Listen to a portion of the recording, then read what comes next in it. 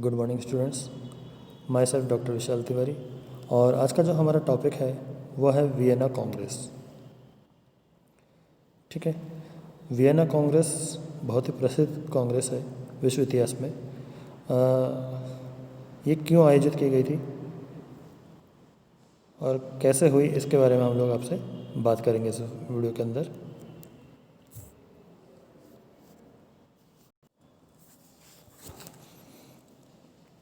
सन 1815 ईस्वी में वियना के अंदर, जो कि ऑस्ट्रिया की राजधानी है, के अंदर एक कांग्रेस आयोजित की गई थी और इसकी अध्यक्षता ऑस्ट्रियाई राजनेता मेटरनिक ने की थी।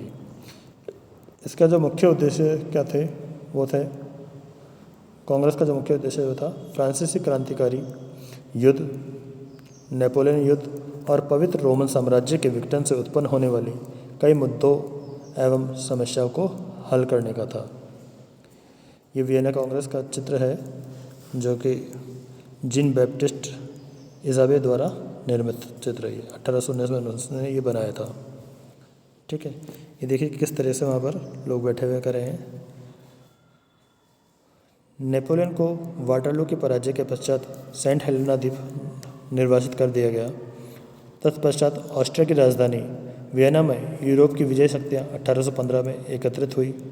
उनका उद्देश्य था यूरोप के उस मानचित्र को पुनर्व्यवस्थित करना जिसे नेपोलियन ने अपने युद्ध और विजयों से उलट पलट दिया था। वस्तुतः ऑस्ट्रिया के चांसलर मेटरनिक ने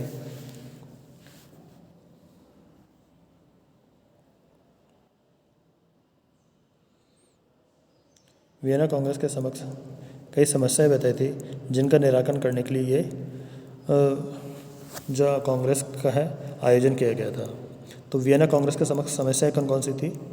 पहली थी, नेपोलियन ने फ्रांसीसी क्रांति के उच्च आदर्शों को यूरोप में फैलाया था। इन सिद्धांतों को कैसा रोका जाए जिससे बढ़ती राष्ट्रीयता की भावना अन्य साम्राज्यों को विखंडित न कर दे। दूसरी, नेपोलियन द्वारा विजित क्षेत्रों के साथ किस प्रकार की नीति अपनाई जाए। तीसरी, कुछ राष्ट्रों ने स्वेच्छा से तो कुछ ने डरकर नेपोलियन का साथ दिया था और अब इन राष्ट्रों के साथ में किस तरह का सलूक किया जाए। चौथा, वियना कांग्रेस में मेटरनिक और जार प्रतिक्रियावादी थे तो कैसलरे एवं तेलरा उदारवादी। ऐसी स्थिति में फ्रांस के साथ किए जाने वाले बर्ताव को लेकर मतभेद भी कायम था। तो ये सारी तो हमारे सामने समस्याएं मौजूद थी।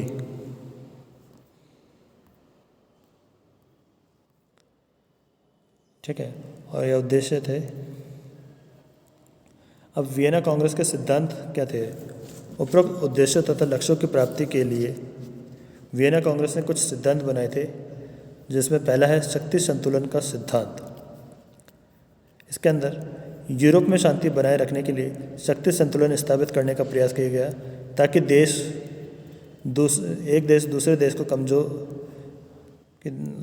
कमज़ोर देश को विजित ना कर सके, और इसी नीति के तहत फ्रांस के निकटवर्ती राज्यों को विस्तृत क्षेत्र देकर शक्तिशाली बना दिया जाए ताकि आवश्यकता होने पर वे अपनी सैन्य शक्ति से फ्रांस को दबा सके। दूसरा है वैधता का सिद्धांत। इस सिद्धांत के तहत पुराने राजवंशों का उद्धार करके उन्हें राज्य फिर से सौंप देने की बात कही गई। वस्तुतः नेपोलियन के युद्धों ने कई यूरोपीय शासकों के राज्यों का अपहरण कर लिया था और वहाँ के शासकों का उन्मूलन कर दिया था। इस सिद्धांत के तहत फ्रांस में बुर्बो वंश को पुनर्स्थापित किया गया। तीसरा है पुरस्कार एवं दंड का सिद्धांत। इस सिद्धांत के तहत उन राज्यों को मुआवजा और पुरस्कार देने की बात कही गई जिन्होंने नेपोलियन के विरुद्ध मित्र राष्ट्रों की सहायता की थी। जिन देशों ने नेपोलियन का साथ दिया था उन्हें सजा देने की नीति तय की गई। इसके तहत सैक्सनी जैसे राज्यों के शासकों को वहाँ से हटा दिया गया क्योंकि इनने नेपोलियन का साथ दिया था। ठीक है, इसके अलावा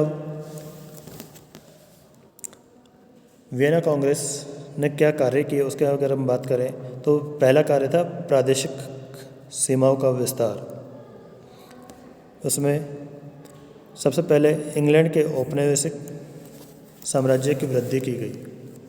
उसको माल्टा, एलिगोलैंड यानी उत्तरी सागर आदि द्वीप मिले तथा फ्रांस के टोबैगो, मॉरिशस तथा सेंट लूसिया के द्वीप तथा स्पेन से ट्रिनिडाड क्षेत्रों की प्राप्ति इंग्लैंड को इस कांग्रेस के द्वारा हुई।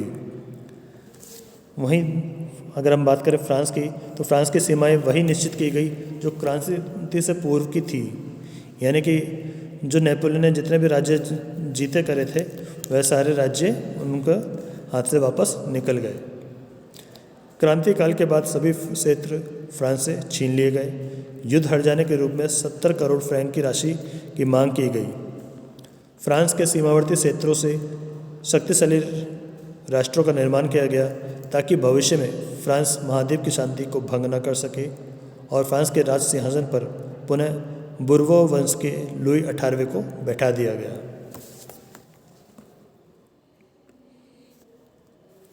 अब हम बात करते हैं इसमें जर्मनी में नेपोलियन से पूर्व पवित्र रोमन साम्राज्य मौजूद था। नेपोलियन ने उसे समाप्त कर राइन संघ का गठन किया था और वहाँ राष्ट्रवाद का प्रसार हुआ। वियना कांग्रेस इस राष्ट्रीयता के प्रसार को रोकने के लिए कटिबद्ध थी, अतः वहाँ एक ढीला ढाला संघ बनाया गया जिसका अध्यक्ष ऑस्ट्रिया का सम्राट फ्रांसिस बना। तो यानी वापस से एक तरह से पुनः पवित्र रोमन साम्राज्य की स्थापना की गई इस कांग्रेस के द्वारा। अब अगर हम बात करते हैं ऑस्ट्रिया, तो ऑस्ट्रिया को इटली में वेनेसिया तथा लोम्बार्डी के प्रदेश दिए गए। पोलैंड के अंदर उसे दक्षिणी वेलेशिया प्राप्त हुआ और इसी प्रकार ऑस्ट्रिया ने खोई हुई शक्ति और प्रतिष्ठा पुनः प्राप्त कर ली, क्योंकि फ्रांस के यानी हाथों सबसे ज़्यादा जो राष्ट्र हारा था वो था ऑस्ट्रिया। उसने काफ़ी बार इस युद्ध में मात खाई थी, अपना जो शक्ति थी उसे और शक्ति और प्रतिष्ठा खोई थी, वह इस वियना कांग्रेस के द्वारा उसे वापस पुनः प्राप्त हो गई थी। अब हम बात करें इटली, तो इटली को अनेक छोटे छोटे राज्यों में विभक्त कर दिया गया।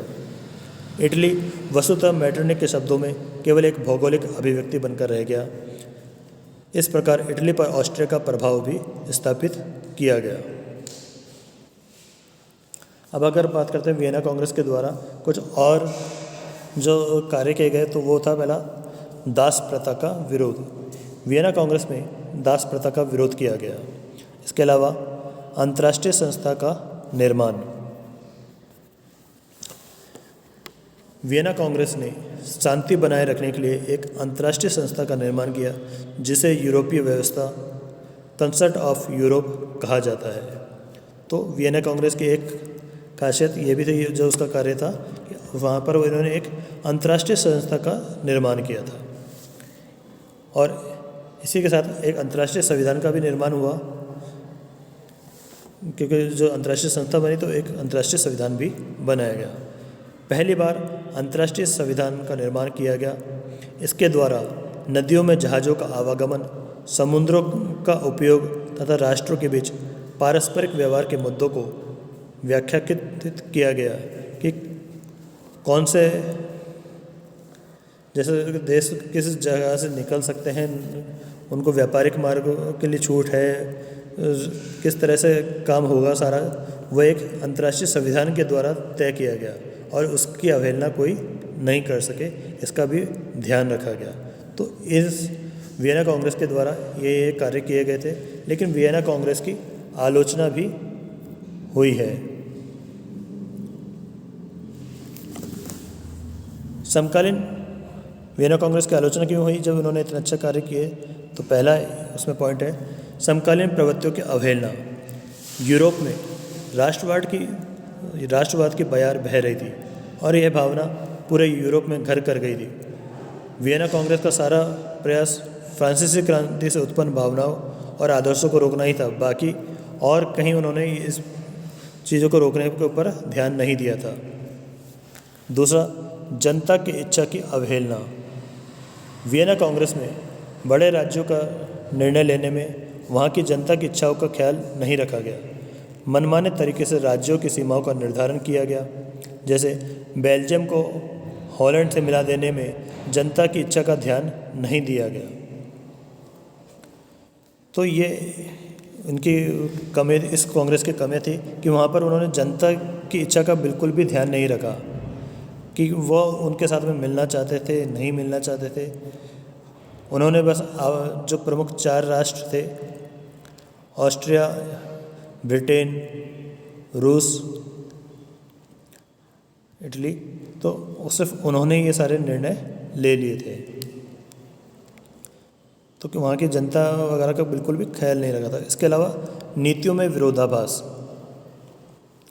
वियना कांग्रेस के नेताओं ने जिन नीतियों और सिद्धांतों का प्रतिपादन किया उनमें विरोधाभास था। वैधता के सिद्धांत को वही लागू किया गया जिनसे बड़े राज्यों के हित में बाधा नहीं पहुंचती थी। इसी प्रकार शक्ति संतुलन की नीति को केवल फ्रांस तक सीमित रखा गया।